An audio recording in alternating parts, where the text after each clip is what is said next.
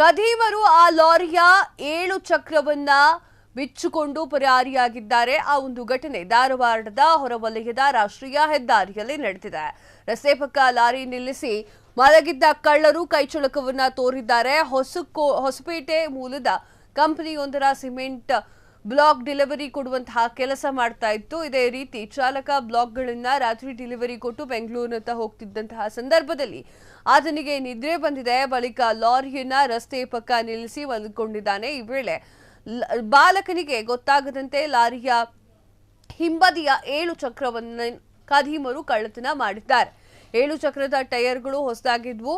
ಅವುಗಳನ್ನ ನೋಡಿಯೇ ಖದೀಮರು ಸ್ಕೆಚ್ ಹಾಕಿ ಕೃತ್ಯವನ್ನ ಎಸಗಿದ್ದಾರೆ. ಸದ್ಯ ಘಟನೆ ಸ್ಥಳಕ್ಕೆ ಈ ಒಂದು ಧಾರವಾಡ ಗ್ರಾಮೀಣದ ಠಾಣಾ ಪೊಲೀಸರು ಭೇಟಿಯನ್ನ ನೀಡಿ ಪರಿಶೀಲನೆಯನ್ನ ನಡೆಸಿದ್ದಾರೆ. ಪೊಲೀಸರು ಕರೆಸಿದ್ದೇವೆ ಈ ಕಂಪನಿದು. ಈ ನೋಡಿ, ಇಷ್ಟು ಇದು ಹವೆ ಸರ್. ಇದು ಪುನಃರನ್ನ ಕಳುವು ಮಾಡಿದ್ದಾರೆ.